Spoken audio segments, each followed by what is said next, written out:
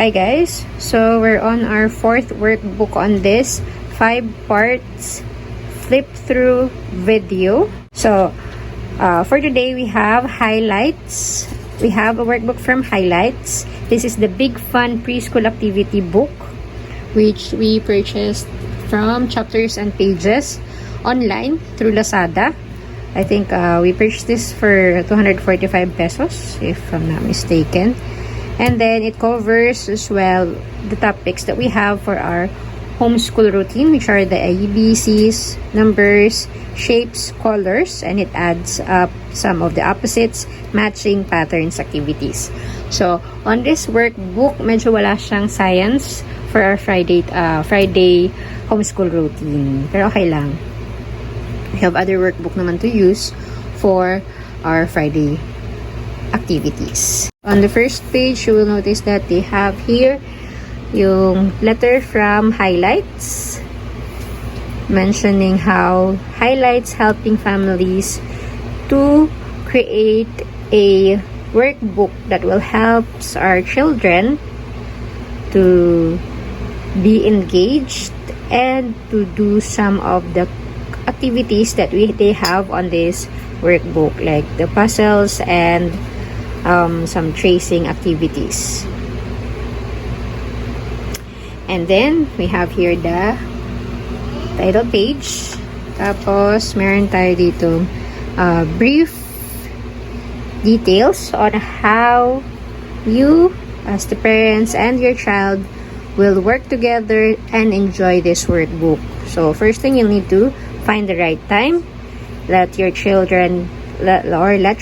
take the lead. Set as a good example, and then praise them once they've done or they complete the activities, so that they are encouraged to cooperate and to play teamwork as you go along with all the activities on this workbook. Tapos meron din tayo ditong table of content, which serves as well as my checklist kung ano na yung mga topics or chapters na natapos na namin. And this as well is a color-coded yung pages niya per topic. So ganyan siya. So if you notice, medyo makapal yung yellow, meaning yellow is for the alphabets. Ayan, let's go back. Yun yung uppercase and lowercase letters natin. So for the topics, we have the following direction: tracing activities, uppercase and lowercase letters, alphabet practice, sight words, colors, shapes, numbers, patterns, grouping and sorting, opposites, math concepts, sequencing, find it, and then answers to all of the activities on this workbook. Okay, so if you noticed, nasa first chapter na tayo, pero wala siyang chapter title. So, yun yung medyo nakakaligaw sa workbook na to. Kasi, you will just notice na nasa ibang topic ka na or nasa ibang chapter ka na pag nag-iba yung kulay ng page. So, this one is following direction, which we've already done. And if you notice, ang ginamit namin dito na pang reward is sticker rewards, meaning if the page already have this one, tapos niya na yun, nagawa niya na. Okay, so this one's the following direction. That's the first chapter. Medyo dalawang activity lang siya. And then we also have some tracing activities or writing warm-ups. Yan. And then we're now on the uppercase and then lowercase activities. So this one is more of writing activities of the uppercase, and then practice writing. Tapos tracing alphabet or the letters within the sentence. So may sentence na siya. This one is good for practice reading. If you are already practicing reading, you can also use this as well. Aside from practice writing, you can also practice reading kasi medyo meron siyang mga simple sentences along the activity. So we have here the uppercase, and then here is the lowercase. So the same activities. So, and then after the practice writing, meron siyang find it puzzle. So you will have to ask your child to find the mentioned pictures that starts with letter A and other things that begins with the letter A. So yan, hanapin lang siya, and then i-circle. And same activities with the other letters. So meron siyang practice writing sentence for uppercase and then lowercase. Tapos meron din ulit siyang mini activities to look for the pictures that starts with the letter B or on the letters that you are working on. Ayan. So medyo makapal yung uppercase, lowercase letters. Tapos pare-pareho lang siya ng activity hanggang letter Z. Same lang siya. Diba? After the letter Z, I think this is another one. Practice writing alphabet. So, dito, all letters na siya. Uppercase and then lowercase. And then, meron ding activity to write the first letter of the name and then practice writing the full name. Yan siya. Tapos, again, practice writing of the name. And then, just some drawing here. Tapos, matching game or matching activities for the uppercase to the lowercase. And all letters siya. And then we have here another writing activities. This one is provided yung uppercase niya, isusulat yung lowercase dun sa space below. Tapos dito naman baliktad, so lowercase naman siya and then uppercase naman yung isusulat.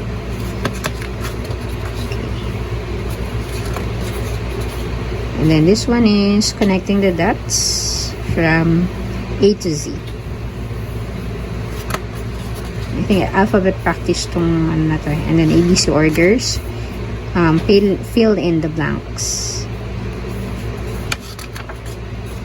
Tapos we have here, I think this is phonics or vocabulary chapter. Sorry hindi ko kabisado. Balik tayo. Sight words. Yeah, sight words. So we have here some tracing of the letters to write the body parts, which is part of the sight words. And another set of sight words here. Tapos ito, purple na siya, ibang chapter na yan. So for purple, we have colors. Yan. So same activities. Mayroon mga find it. And then, coloring activities lang naman siya. So very easy for your child to complete. Ayan. And then, some sorting. Sorting activities per color. And then, coloring activities, copying this picture on this picture. This other side. And then, this one is following color puzzles. So, following the colors to complete the pictures. Then, for the green, we have shapes. So, sa shapes, we have some tracing activities for the tracing the shapes, and then meron siyang identify or encircle object or pictures with the specific shapes. So, same activity siya for all the shapes indicated here. Tapos, meron tayo mini activities, coloring activities per shapes. And then, shape collage, counting. This is counting. Yeah, counting the shapes that is available on the pictures. And then, next topic na tayo, we have the numbers. So, for the numbers, they have some tracing activities and then some counting activities, which goes hanggang, I think this is until number 12. So, pareho yan. Hanggang, oh, by the way, before you move to number 6, we have activities for counting from 1 to 5. Tapos saka siya mag-move to number 6. And then, pagdating ng number 10, meron na din activities counting naman from, oh, this one. Counting from 6 to 10. Medyo pinulong niya lang, no? Tapos, meron siyang 11. This one is looking for. This one is a hidden picture. So, looking for this on this picture. 11. And then 12. Medyo tricky nga lang yung mga pinapahanap na items. Parang, I don't know if it will be easy for her to look for. Like this one, oh, this one is the toothbrush. This one is the golf club. I'm not sure lang kung makikita niya yun. Medyo mahirap, I think, for a child. But we'll know kapag ginawa na namin yung activities. And then, number train. So, this one is counting now for 1 to 10. Fill in the blank. Tapos, we have here pattern. Still, this one is another or new chapter na. So, for pattern, we have dinosaur patterns and then car patterns. Silly patterns. Tapos, pattern on a maze. This one is a different chapter and I think this one is sorting and groupings. So, crossing out the item or the picture that doesn't belong. And then, things that go together. Seasonal clothes. Activities for another hidden picture. So, she'll have to look for these items here. So, pink can. Ito siya. Ayan. And then,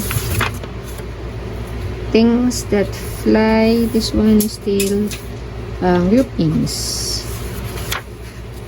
Making music. Time for story. So, this one is checking on the difference with the picture. Tapos, meron na tayong ibang chapter na to. I'm not sure lang kung anong chapter na. Third one is opposites. Sorry. Yan, nga, big and small. So, finding the big and small on the picture. Tall and short. Long and shorts. We have comparing size. The biggest, smallest, longest, shortest. And then some opposites. So, clean and then dirty. And then we also have another hidden pictures here. Saan hahanapin niya yung palm tree, yung mga items na to on these pictures. And then another one here. Tapos, we have another opposites activities with hidden picture puzzles. And then this one is an action rhyme.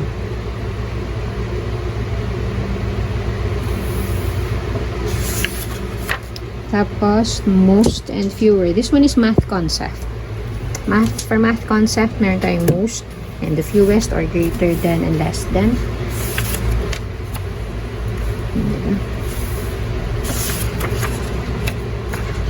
Birthday cake. Tapos, meron tayong coloring activities here of how old your child will be.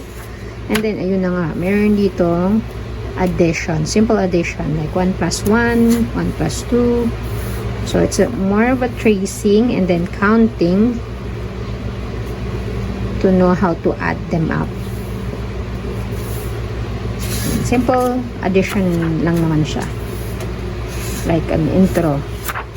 Math 101 or addition 101. And then, this one is subtraction. So, same lang din siya.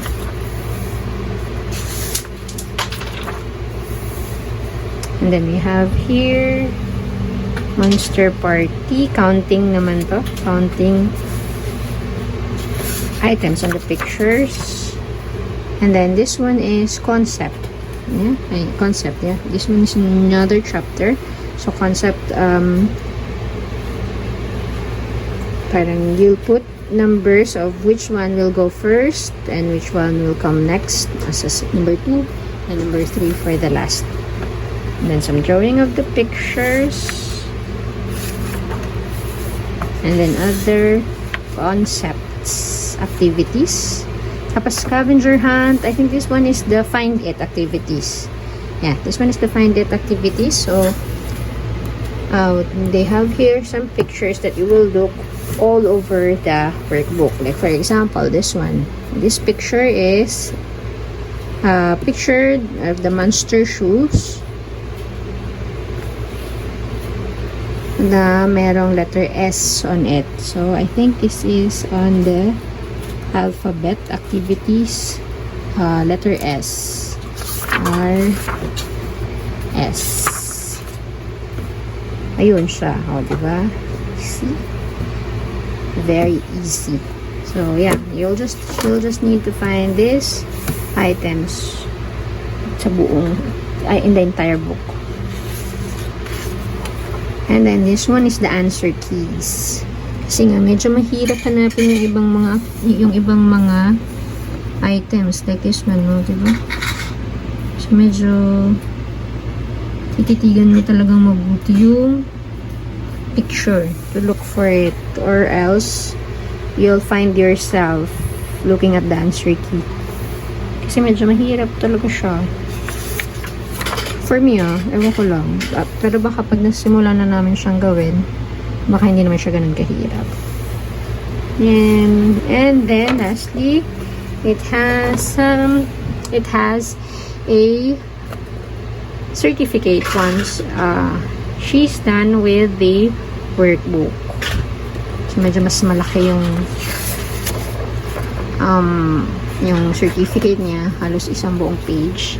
And the only thing that makes this different is hindi siya perforated paper. So, meaning hindi mo siya mapipilas kagad. So, you'll have to give the whole book once. Or you don't have any other option but to provide the whole book kapag ginawa na yung activities. I think the reason behind this, kasi merong ganito, may scavenger hunt. Kaya hindi siguro ginawa na paghiwa-hiwalin or provide the activities individually. Kasi meron siyang activity na need to be done as a whole. Yan. So, ito yung other big fun activity books nila. We have here yung preschool nga, and then they also offer for kindergarten and then first grade. Yan siya. So, very simple, yet I think very challenging workbook for Aji.